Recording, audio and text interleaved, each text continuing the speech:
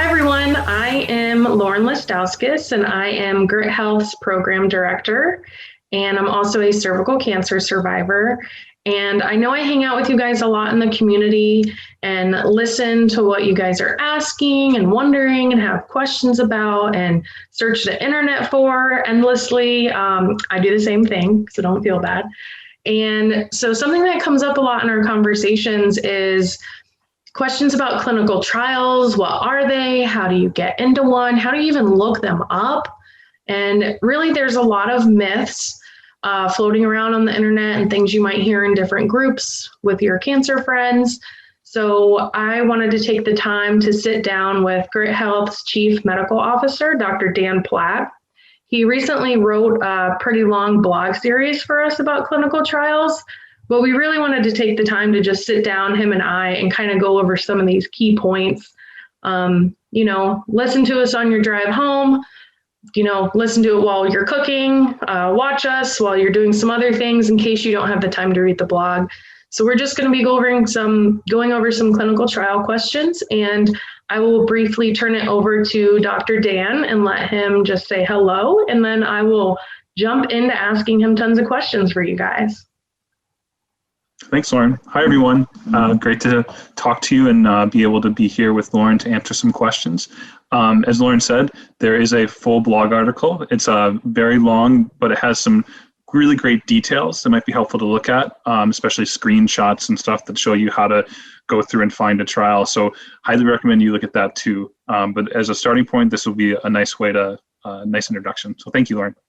Yeah, well, let's go ahead and jump right in. So again, as Dan said, this is all in blog format as well, but really wanted to touch on some things. So of course, the first question I have to ask is, what exactly is a clinical trial? We hear a lot of the times, one of these big myth ideas is the only time you can do a clinical trial is essentially when you're at the end of your rope, when you are running out of treatment options or you're really close to dying. It's like a last minute Hail Mary type of thing. So if you could just answer what exactly is a clinical trial and kind of clear that up for us. Yeah, no problem. So clinical trial at its most basic is a test to see how effective and how safe a drug is. And I say drug, but it could be a medical device. It could be an intervention like exercise to see how effective exercise is for patients in a specific situation or with a specific type of cancer. So the important thing to remember is that what clinical trials are testing is one specific thing in a specific group of patients to see what the effect is. In order to do that, in order to do it in a scientific way, you have to be very careful about who you involve in the trial. You have to be very careful about the questions you ask and how you ask them. So this is where all the complication comes in. But at its most basic, we're just trying to figure out how effective a drug is or how effective a device is. Right. Yeah. So it's really just trying new things, but in a safe way to make different treatments better, different lifestyle changes to really see if going and truly walking 30 minutes a day, is it really going to make a difference? Let's find out. So great. Thank you. And of course, and also to answer your other question, Lauren, which I think was a really good question about who clinical trials are for. So there right now, and you've probably seen and been overwhelmed by the list of clinical trials that are available. There are thousands available for just cancer. If we look at across the board of other diseases, it's probably 100,000. Not all these trials are obviously for patients who are in the latest stages. A lot of them are for patients who are in frontline treatment, meaning the trial would be the first treatment you received after your diagnosis. A lot of them are for patients who maybe are survivors, and you're looking at things like exercise or smoking cessation on the impact of maybe relapse of the disease. So there are really trials for everyone at every different stage you may be at in the cancer experience. And so it's really important to understand that if you have been diagnosed with a disease, there's likely a trial that will be focused on understanding where you are and also focus on an intervention that may be the right one for you at that time, whether it be exercise, whether it be a particular medication, whether it be a new dose of a medication that's already approved or a new way of using that medication. Those are all being tested at once. Cool. Yeah. So basically, even though I'm, almost 5 years out from having cervical cancer and I'm not in treatment, and I mean, fingers crossed, I don't need treatment or relapse or anything, even completely being out of treatment, I could still try and find like some clinical trial to get in on something outside of the treatment zone that they're testing and wanting to know about.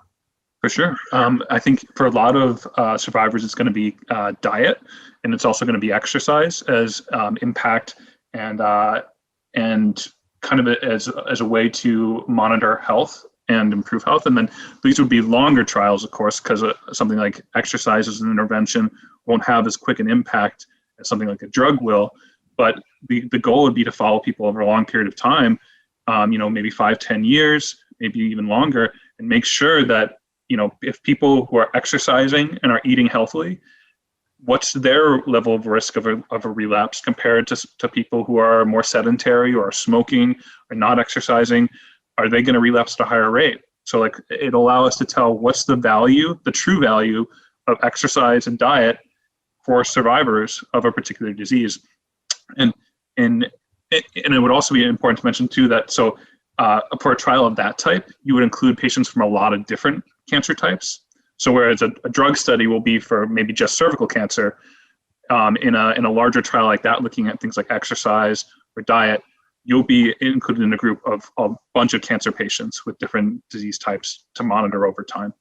Great. Yeah. Well, that's good that research gets done, because I know everyone says exercise this, eat this, don't do this, do this. So it's good to know there's research actually behind that. Kind of the next question is like, how do I even get into a clinical trial? I know like automatically you would think your doctor would know, but I know that's not always the case. So I was wondering if you could tell me a little bit about, how to get into a clinical trial and why my doctor doesn't necessarily tell me about them right off the bat. That is a great question, Lauren. And this is where it gets really, really complicated. And it's really important to understand kind of how the system works. Right now in the United States, the system is really based on patients for the most part, finding trials that work for them. And I'll explain a little bit why that's the case. But if you go to, say, a major cancer center, that cancer center will have trials that it's running. So if you go to Memorial Sloan Kettering, they're going to have 200 trials that they may be running. The individual people that treat you at the center may know about all the trials at Memorial Sloan Kettering, but they don't know about the trials across the street at Dana-Farber or whatever it may be. So your doctor may be able to quickly say, oh, we got a trial for you here at this center. But if there's no trial at the center and it's only available in other places, they may not know about it. And in a lot of the smaller community hospitals or even larger academic centers that aren't strictly devoted to cancer, so outside of your Mayo clinics, outside of your Dana-Farbers, outside of your Memorial Sloan Ketterings, they may not know about the cancer trials that are going on in their own center. So, if you go to, say, let's say Columbia, you go to Columbia, and Columbia has a lot of trials ongoing in all these different areas, but the individual oncologist, unless he or she is actually running the trial, may not know about what's going on. Memorial Sloan Kettering and those institutions are going to be a little bit more careful because they're running so many trials and really want to get people involved. So it's important to kind of understand that where you go will impact what people will know about trials, the relative level of patients getting into trials and the speed at which they get into trials. It's going to have a big impact. So if you're in a local cancer center, it's really going to be up to you to do a lot of the initial work and to inform your doctor. If you're at Memorial Sloan Kettering, you may get a lot of information about the trials there, but you may have to inform your doctor about trials that are going on elsewhere that you might be interested in. So it's really important to understand that dynamic, and that unfortunately in the United States, because you have all these stakeholders, it doesn't make it easy. And there's so much that needs to be done by the patients, there's so much that needs to be done by the physicians, and if we can kind of work together, I think that's the best way to make sure that patients are getting to trials. Yeah, great points, because I know if you guys ever come to my meetups or any of my programs or see our social media, we are always, always, always at Grit Health saying, you need to be your own advocate. You need to speak up. You need to ask the questions. And, your health really is in your hands. And I think it's important also, though, to remember it's not like your doctor's not telling you this because they don't want to help you. They have so much going on and so many other things. And like you said, Dan, if they're not directly involved in research or somewhere where they are doing research, they just might simply not know. So I think that's important to remember, and always give your healthcare team a little bit of grace too, and just advocate and ask the question. So I think we'll jump into that a little bit further into this after we get some more basics covered of how the heck do you even find these things and learn. But I know, you kind of covered there's all different kinds of trials, but I know there's also different phases of clinical trials. So I was wondering if you could kind of cover those. And I guess it goes like phase 1, phase 2, phase 3, phase 4. So like phase 1, exactly what is it? How risky is it? If you could tell me a little bit about that. Yeah, definitely. So it's a great question and really important to understand as you're looking at trials, and also as you're talking with your doctor. And actually, I want to make one quick point before we even get to the discussion of phases, which is to say, if you are feeling, it is always a good idea to suggest to your doctor about clinical trials. Even if they're not thinking about it, or if they're not sure, your doctor wants to help you find something. But unless you're bringing it up, one of the primary roles of the patient is to make sure the doctor addresses all the issues that you want to address. And it's always a good idea to bring up the idea of a clinical trial whenever you start treatment, when next you see your doctor, just to know what's potentially available. The time that you do this is really important too, because as I said, some trials are for patients who have just been diagnosed, and in order to enter the trial, it has to be the first treatment you receive. It's called a trial for a first-line therapy. And so, a lot of patients don't go in knowing that that's the time to ask. A lot of, as you said before, Lauren, a lot think that clinical trials are for people who are end-stage cancer, who don't have many other options. But that's not the case. And oftentimes, you got to ask because your doctor just is trying to make sure that you understand the information, trying to make sure you get the right treatment, but may not have front and center clinical trials on their mind. Right. So, yeah. Great point. The sooner you ask about it, the better, because, I'll giggle a little when I say it, but you don't know what you don't know. So that's a great suggestion, to just get it out there and ask as soon as you can, just so it's right there in their mind, and both of you can kind of talk it out through all stages of before treatment, during treatment, even after treatment. So thanks for mentioning that. Yeah, no problem. So getting back to your question about phases. Okay, so the phase of a clinical trial matters a lot. So phase 1 clinical trials are really to determine the safe dose and determine whether the drug is safe for humans to use. And what I mean by that is that at this point, we know from the animal studies, from what are called preclinical studies, that the drug has an effect on cancer. But we want to make sure that when it's given to patients, that first off, it's safe, and that we can manage the cost benefit of the safety versus the effectiveness. So in a phase 1 trial, what you're going to see is something called dose escalation, where some patients are getting a very small dose, others are getting a larger dose, and there's kind of spots in between. And the goal is to figure out what's the best tolerated dose, what's the most effective dose, so that when we move to the next phase of the trial, we can test all the patients at the same dose. So the key point to understand because of the structure of that trial is that there's going to be a lot of unknown questions. And so in terms of risk, phase 1 trials will be the least safe because we don't really know what the best dose is yet for the drug. An important thing in cancer trials to understand is that a lot of the phase 1 and phase 2 are combined together into one trial. So usually there'll be kind of a dose escalation phase, and then they'll move immediately into what are called phase 2. And I'll explain what phase 2 look like in just a second. But this is to make it so that drugs move as quickly as possible through these 3 stages. Your typical diabetes drug, for instance, will take about 10 years to go from preclinical development all the way to the market. cancer drugs, you're looking at sometimes, if they're really good drugs, 2 to 3 years, which is really, really fast to determine the correct dosing, to make sure the drug works. Sometimes even faster, actually, if the drug is considered really, really important and maybe game-changing to patients. So there's that element of, for cancer trials in particular, trying to make them as quick as possible so that patients can get access to these medications when it's reasonable to have them, and get access to the latest treatment. Yeah. So that's important to understand.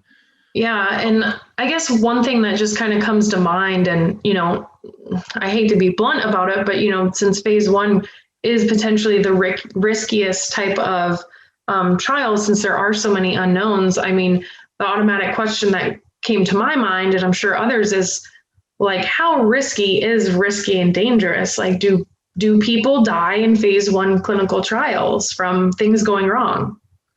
Yeah, it's a great question. So I think in general, clinical trials, you have to understand you get a lot of sick patients in them. So patients do sometimes die in clinical trials. It's very rare. The goal is obviously to have them live as long as possible, but there is a potential. In phase 1, because the dose escalation is set very carefully, it's not that it's that when I say safety, and this is, thank you for asking this question, Lauren. I don't mean things like death. I mean things like severe side effects. So the question is, at what level do the side effects, do they get intolerable for the patient, such that the patient doesn't want to take the medication anymore? Those are the kind of questions we're looking at, not questions of, I'm going to give this patient a bucket full of drug and see if they're able to survive. That is not the case in clinical trials. It's very carefully set up so that everyone, including in phase 1, can derive benefit from the trial. Okay, so it's almost like before phase 1 happens, and we're trying these new things on humans, they've already kind of done this in like a lab setting, and sorry for you animal lover people, I'm one too, but animals I know are a really good model for things that our bodies do too. So it's almost like they've already kind of tested some limits within the animals and their survival. And then once they kind of find that sweet spot area that they need to test in humans is when they go to phase 1, not just blindly giving it to people and fingers crossed. Exactly. So there's a pretty good idea of what the effect is going to be prior to a human ever receiving the drug. For you animal lovers, it's gotten much safer for animals in the preclinical testing. They're just as careful about that, especially when they're using non-human primates, which are a common, as well as mice, which are a common way to kind of understand some of the physiology and some of the drug, what we call kinetics, the way the drug works in the body ahead of time before it's ever given to a person. But you can't really, you have to de-risk it. And so it's important to understand that a phase 1 trial is de-risked to some extent, but among the phases of trial has the most risk because we're still very early in our understanding. Right. Yeah. Well, that's definitely a little bit more of assurance that, they already learned, thankfully, so much through the animal studies and everything like that of, how the drug is digested and what your body does with it a little bit more. So that's good. So thank you for covering phase 1. So a few things to add to the phase 1 discussion. Sorry, Lauren, before we proceed. So the important thing to know, other important things to know are that they're relatively small. So usually about 10 to 20 patients are involved. Really, the goal is to get a sense for how the drug works in the body. So relatively small, but these can be really, really interesting trials. So for instance, right now, a lot of CAR T, chimeric antigen receptor T cell therapy, is being tested in phase 1, and you may have heard a lot about this. It's a really promising immunotherapy. A lot of those trials are phase 1 trials because individual universities, individual academic centers are creating their own drug and doing it on site. So technically, it's early in the process. There isn't no one's sending them the drug; they're kind of creating it right there. So those are part of phase 1 trials, and those will be small number of patients. The goal is to see if the drug works so that you can move forward. So that's important to understand too. Okay, good to know. So now that we covered phase 1, you kind of alluded to it, and I know sometimes phase 1 and 2 are a little bit combined, but I know phase 2 really relates to weighing the benefits of those side effects. And thankfully, I think we cleared up that after phase 1, it does move into phase 2. And luckily, I feel like as you progress in the phases, they know more. So if you could talk a little bit about phase 2 and what that means. Yeah, so phase 2, the trials are a little bit bigger. So you're looking in the kind of 50 to 100 patients usually. You start to involve other centers. So a phase 2 trial for a promising drug might be available at Memorial Sloan Kettering, Mayo Clinic, Dana-Farber, Seattle Children's Hospital, hospital in Houston. So it's really kind of, this is a point where major cancer centers may be looking at this. And really the goal here is to determine the level of effectiveness.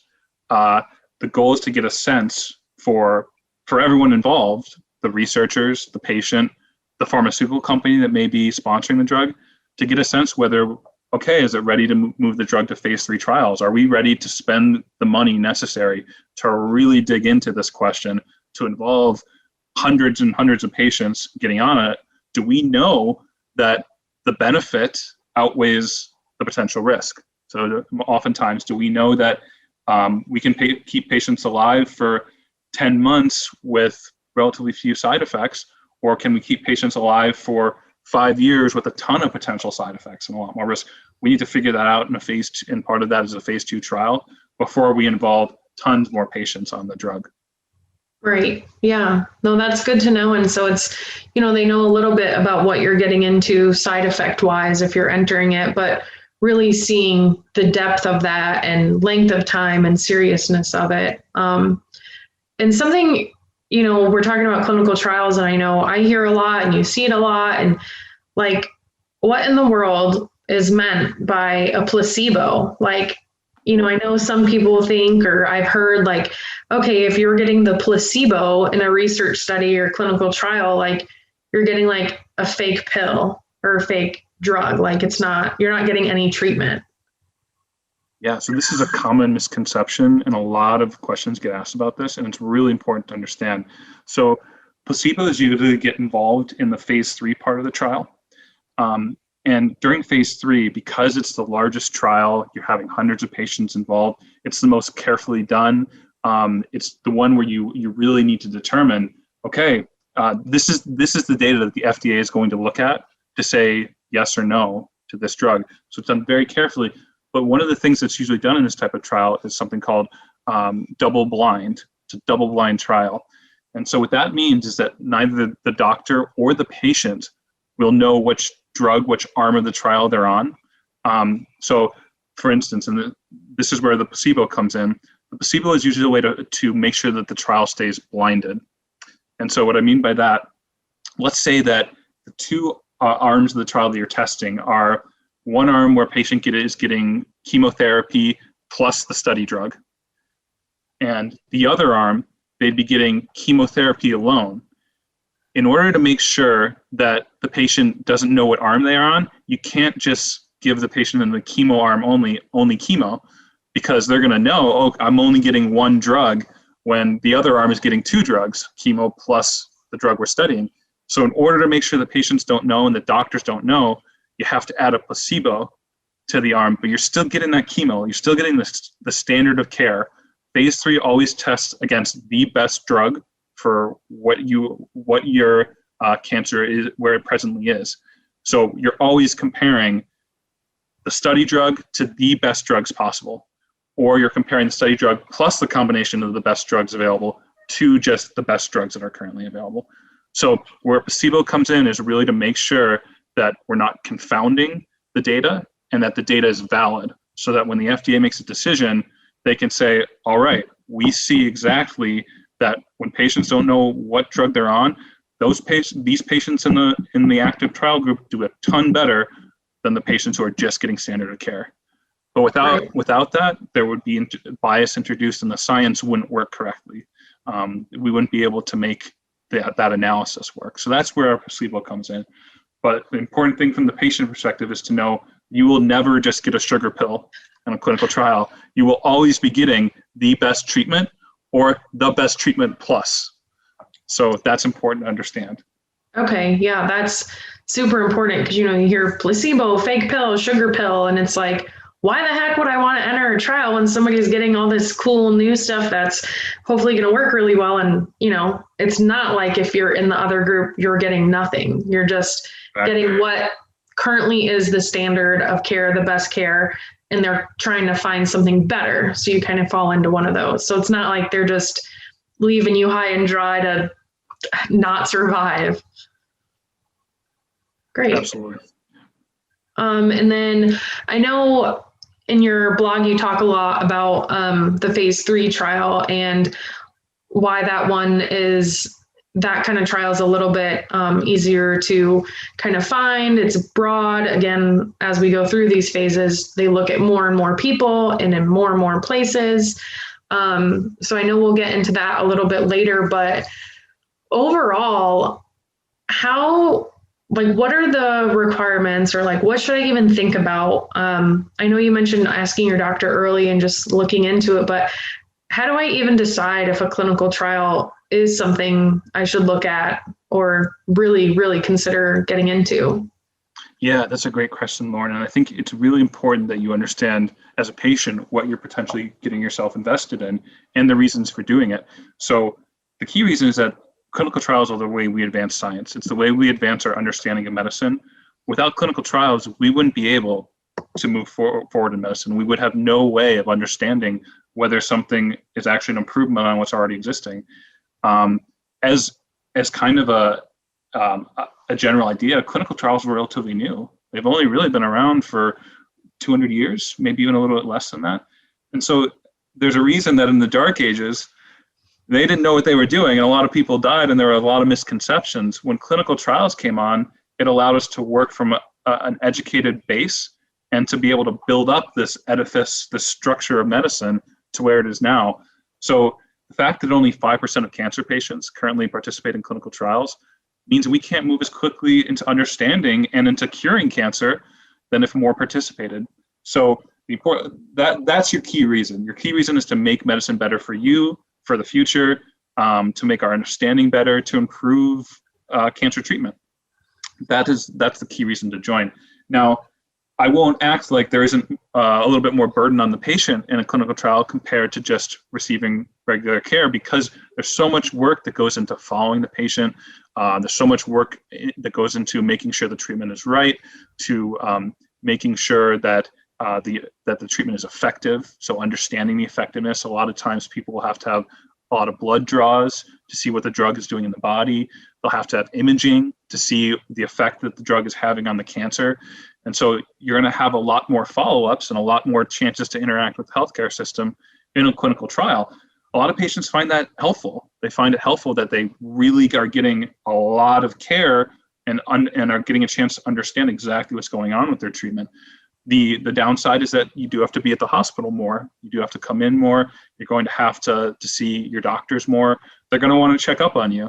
So, there's just as much of a patient contract when it comes to joining a clinical trial, because we need to make sure that the data we're getting is good. If you join the trial and then decide you no longer want to be in it, that is something that you can do, but then your data isn't quite as usable. And so it doesn't go into our understanding of the drug. So you are entering kind of there is an obligation from the standpoint of science that once you enter, you want to see the trial through, because it's the best way to understand what's going on with the drug. So that's important to understand. In terms of making that decision, so obviously there's going to be a greater time commitment.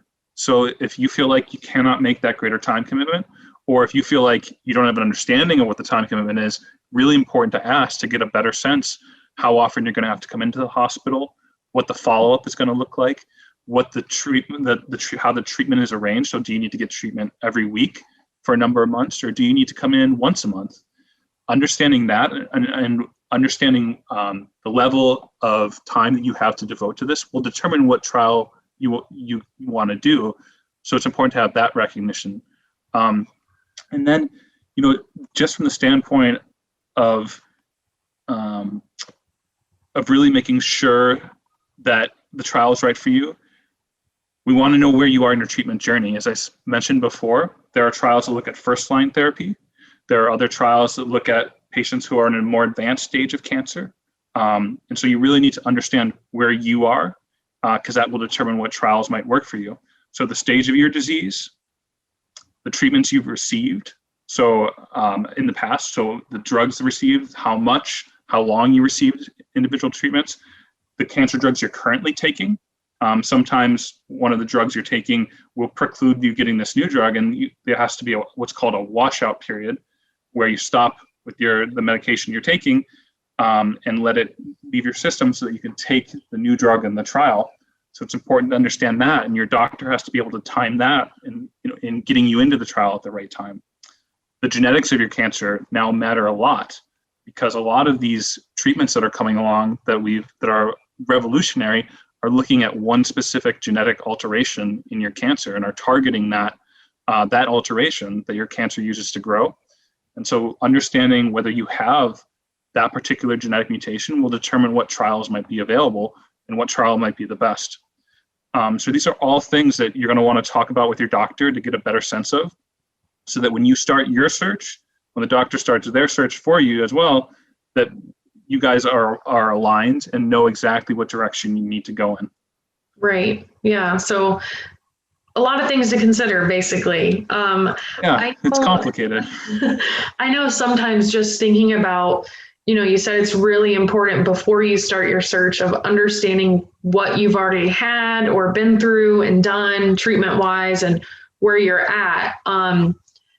I know sometimes, one, it's hard to remember. And two, I know sometimes it's really hard to get my records or really understand my medical records. So do I just, talk to the nurse or my doctor, or go in my portal and just print this stuff out? Or, and then I know you mentioned the cancer genetics, and I'm like, what the heck? My doctor never did that. So in that case, what do you suggest? Great question. So, Lorna, it's really, so that a lot of these questions are going to be, there's answers available. A lot of what I just mentioned is actually available in your medical record, but you're right, making sure you can get access to it is really important. So I would say a starting point for now that we have electronic medical records is to go into the portal to make sure you have access to the data about your disease, about the scans you received, the treatment you've received. You may not be able to kind of tease it out. Your doctor may have written it in a language that is hard to decipher, but having that information in front of you is going to be really helpful to both your nurse and to yourself as we start to arrange this in the right way.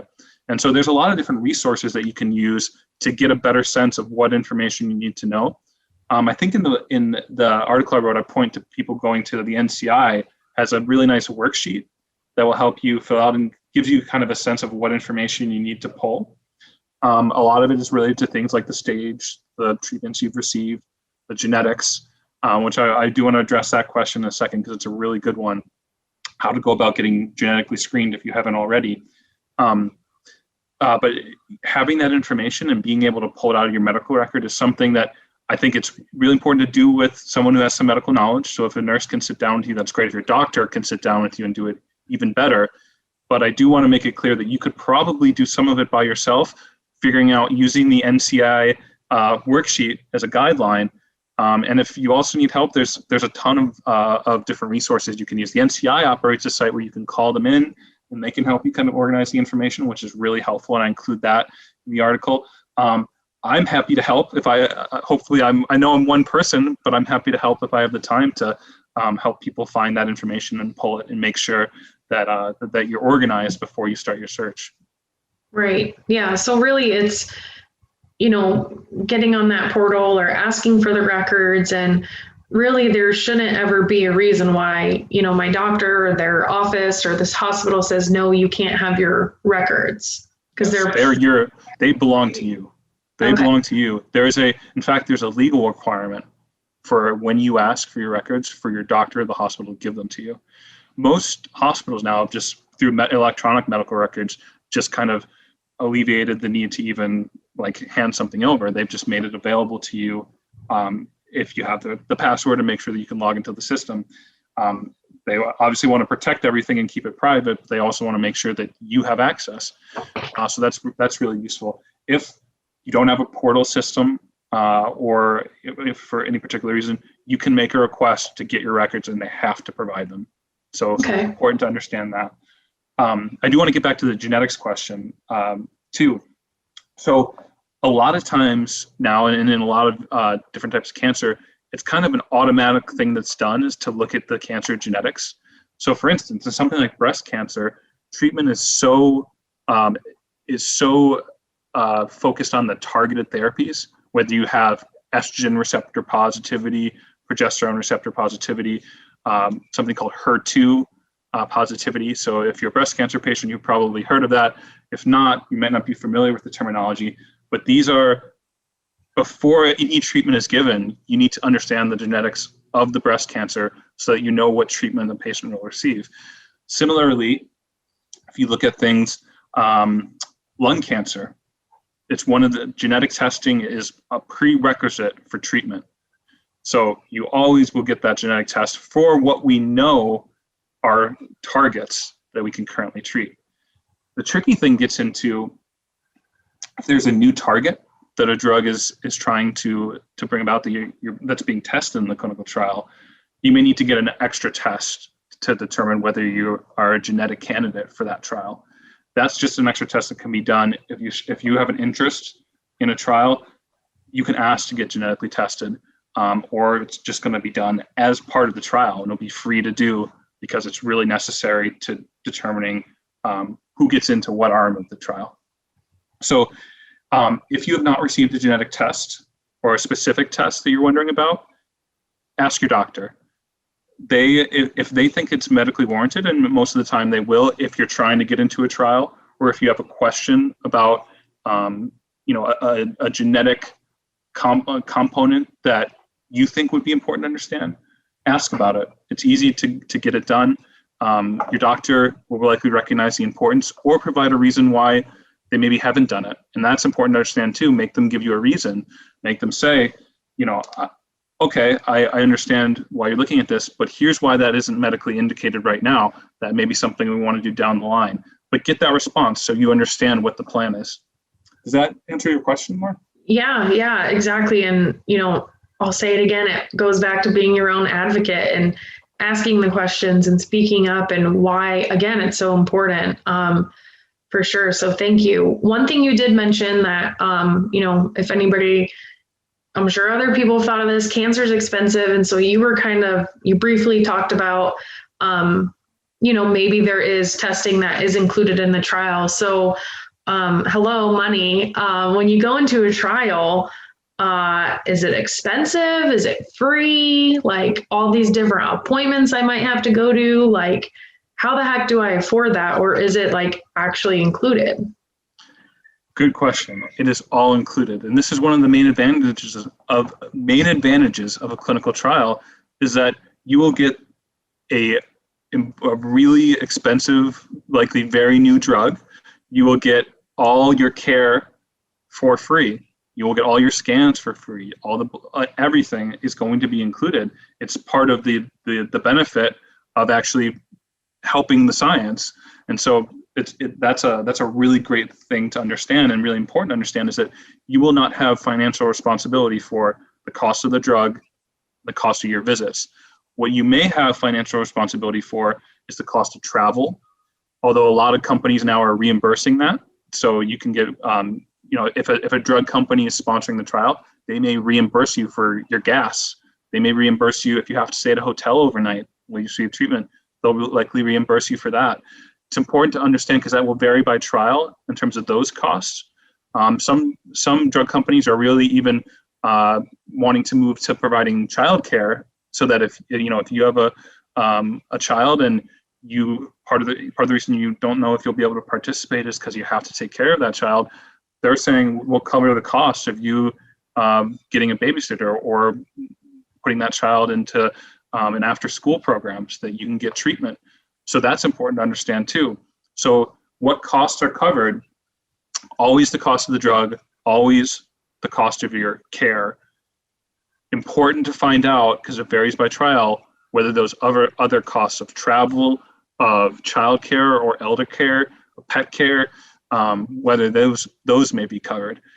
So those are important questions to ask, but that's where any financials are going to come into play. But if you're traveling a long distance, those can add up. So important to know, if I have to stay in a hotel for a month, is that cost going to be covered? Important to know that, and definitely an important question to ask. You may have to go to the sponsor of the trial. The researcher may not know the answer. You may have to ask the drug company whether those costs are covered.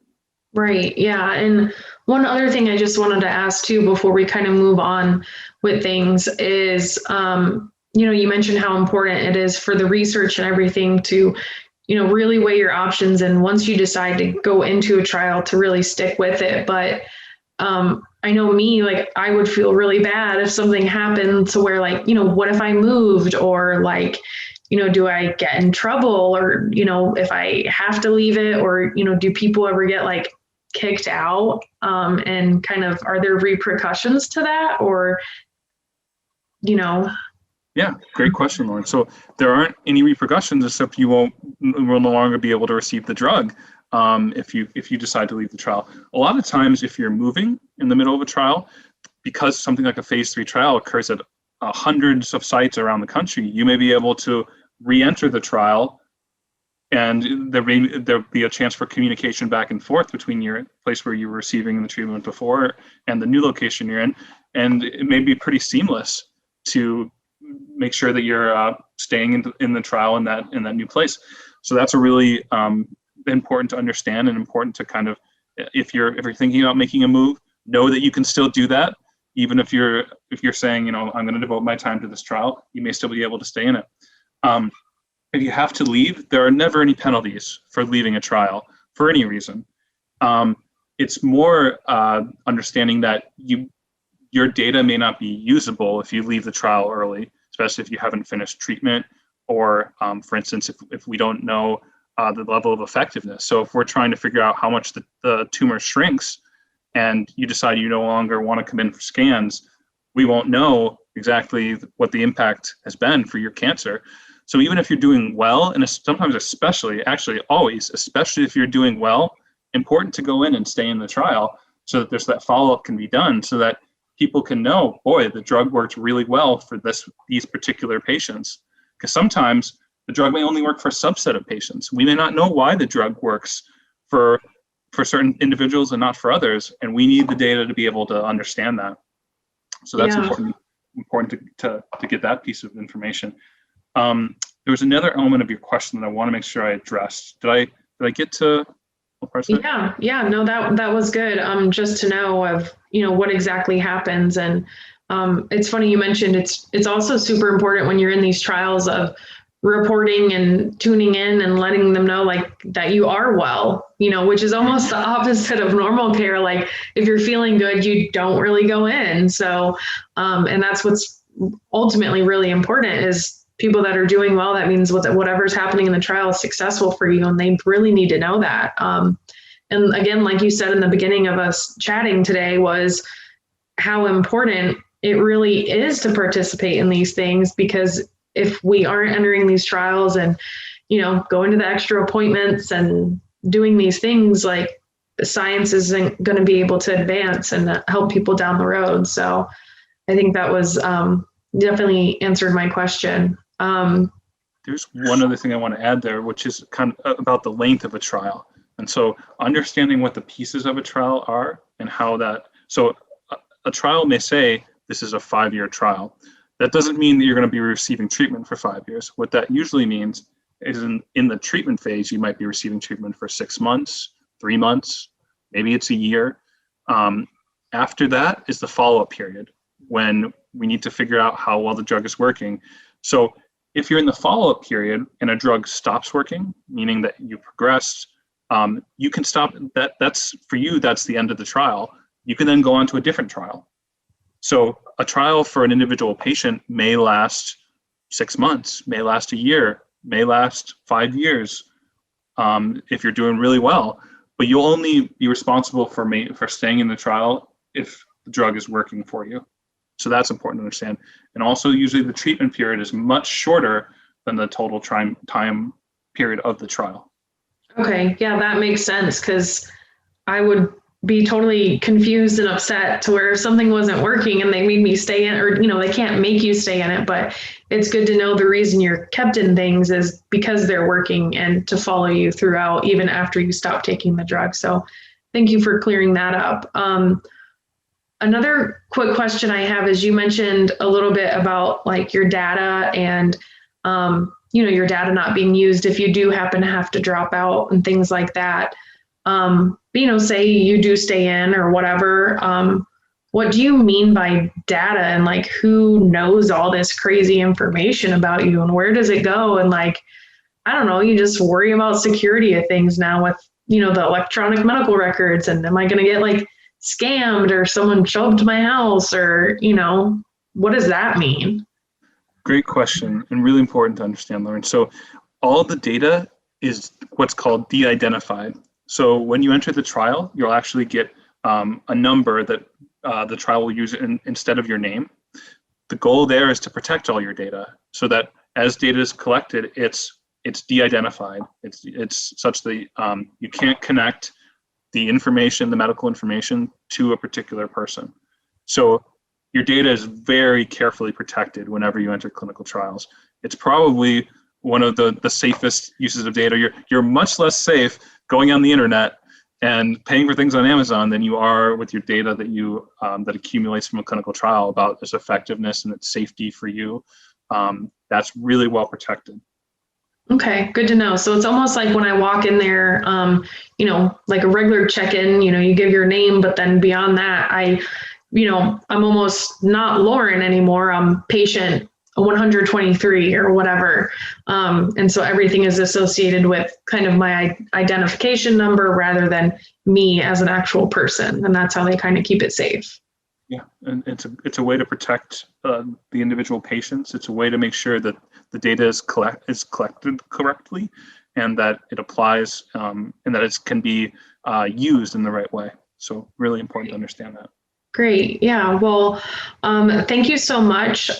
We will kind of pause here. I know we went over a ton of information of just kind of the ins and outs and why do it, why not do it, and what goes into even thinking about a trial. And next time we get together, we will kind of go into a little bit of, okay, we talked about all this, but how do I find a trial? How do I get into a trial? And why are these websites so crazy and hard to understand, and finding a trial? So I'm excited to cover that with you next. But I hope this was really informational for people, and thank you for covering all of this. I learned a lot, and I know a lot of questions for myself were answered, so I know they were for other people. So thank you, Dr. Dan, and to our community, thank you for always asking the questions and thinking about your care and really speaking up for yourself and asking questions. And we are excited to continue this journey with you. And hopefully soon we'll get back on and, like I said, go over how to find these and get into them and sign up. So thank you. And thank you, Dan. Thank you, everyone.